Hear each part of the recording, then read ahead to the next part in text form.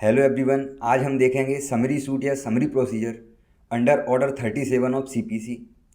तो स्टार्ट करते हैं इंट्रोडक्शन से। Then order 37 provides for a summary suit और a summary procedure for negotiable instrument. अगर आसान भाषा में समझें तो एक समरी सूट अपने क्लेम को स्पेशल एंड फास्ट एक्सरसाइज करने का एक तरीका है। ये summary suit is a special and fast way of exercising a claim in an efficient way. क्योंकि इस प्रोसीजर में जज डिफेंस को सुने बिना ही अपना डिसीजन प्रोनाउंस कर देता है, इसलिए इसमें टाइम नहीं लगता या कम लगता है। लेकिन अगर हम इसे एक और नज़रिए से देखते हैं तो ये नेचुरल जस्टिस का जो बेसिक प्रिंसिपल है, ऑडी अल्टेरम पार्टम, मीन्स किसी भी पक्ष को बिना सुने उसे कन्विक्ट नहीं किया जा सकता, उसका ये वायलेशन लगता है। लेकिन ऐसा नहीं है, ये मेथड ओनली तभी अप्लाई होता है जब डिफेंडेंस के पास कोई डिफेंस ही ना हो। ठीक है। ऑर्डर 37 के अकॉर्डिंग द जज dealing with summary suit can pass judgment in favour of the plaintiff if जो डिफेंडेंट है लीव टू डिफेंड कोर्ट से अप्लाई नहीं करता है, या फिर ऐसी रिक्वेस्ट कोर्ट द्वारा रिजेक्ट कर दी गई है उसकी लीव टू डिफेंड की, या सेकंड है कि या फिर डिफेंडेंट उन टर्म एंड कंडीशन जिन पर जो लीव दी गई है डिफेंड करने की, उन टर्म एंड कंडीशन को निभाने में नाकाम होता है या फेल होता है, देन जज बिना डिफेंस सुने प्लेंटिफ के फेवर में जजमेंट पास कर सकता है। अगर स्कोप एंड एक्सटेंट देखें तो इस ऑर्डर 37 का रूल 1 बताता है कि कौन कौन से कोर्ट पर समरी प्रोसीजर का ये ऑर्डर अप्लाई होता है। देन ये high court, city civil court, courts of small causes and other court. ठीक है।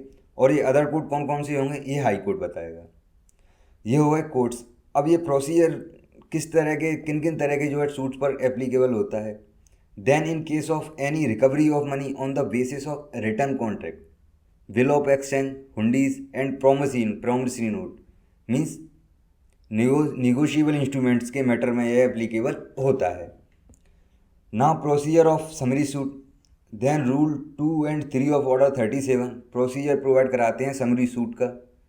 तो रूल 2 बताता है कि जब सूट के लिए डिफेंडेंट को समन इशू किया जाता है तो वो सीधा आके डिफेंड नहीं कर सकता केस को, उसे पहले अपनी अपीयरेंस देनी होगी कोर्ट में।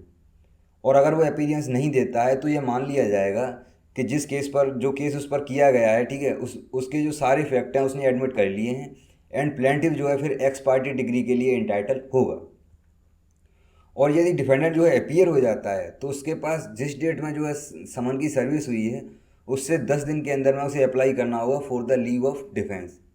और ऐसी लीव तभी ग्रांट की जाएगी जब डिफेंडेंट वाई एफिडेविट वे सभी फैक्ट डिस्क्लोज करेगा जिससे उसे डिफेंड करने के लिए इंटाइटल माना जाए। अब अगर किसी रीजनेबल सर्कमस्टांसिस की वजह से डिफेंडेंट अगर अपनी लीव ऑफ डिफेंस है उसे फाइल नहीं कर पाता है तो कोर्ट उसे फिर से अलाउ कर सकती है। ठीक है। बट उसे ये दोनों चीज़ें प्रूव करनी होगी कि वहाँ पर special circumstances plus sufficient cause, ठीक है, ये दोनों था, जिसकी वजह से ही had no possibility of appearing before the court on a relevant day. For example there was a strike, ठीक है, एंड कोई भी बस या ट्रांसपोर्ट का साधन नहीं था, मीन्स यहाँ स्पेशल सर्कमस्टांसिस भी थी एंड सफिशिएंट कॉज भी था। ऐसे ही एक और एग्जांपल देखें कि उस दिन मैंने बस मिस कर दी सो मैं नहीं आ पाया, तो यहाँ पर सफिशिएंट कॉज तो था बट स्पेशल सर्कमस्टांसिस नहीं थी। ओके। तो डिफेंडेंट को दोनों चीज़ें प्रूव करनी होंगी, special circumstances plus sufficient cause. अब देखते हैं फॉर्मेट। तो इसे डिटेल में आप पढ़ लेना, डिस्क्रिप्शन में लिंक मिल जाएगी पीडीएफ की। ठीक है। अब फॉर्मेट वही है, स्टार्टिंग में हेडिंग एंड टाइटल, कोर्ट का नाम, जुडिक्शन, सूट नंबर, फिर प्लेंटिफ का नेम एंड डिस्क्रिप्शन, फिर डिफेंडेंट का नेम एंड डिस्क्रिप्शन, फिर heading suit for recovery rate, ठीक है, डॉट डॉट अपना अमाउंट डालेंगे, अंडर ऑर्डर 37 ऑफ CPC 1908, फिर मोस्ट रिस्पेक्टफुली सो डेथ, फिर सारे फैक्ट एंड रीजन बताए जाएंगे, फिर यह भी बताया जाएगा कि suit with in limitation period file किया गया है, फिर ये कोर्ट के पास जुडिक्शन है ये भी बताया जाएगा उस सूट के रिगार्डिंग, फिर कोर्ट फीस के बारे में भी स्टेट किया जाएगा, सबमिट कर दी है, फिर लास्ट में प्रेयर की जाएगी, रिलीफ मांगा जाएगा।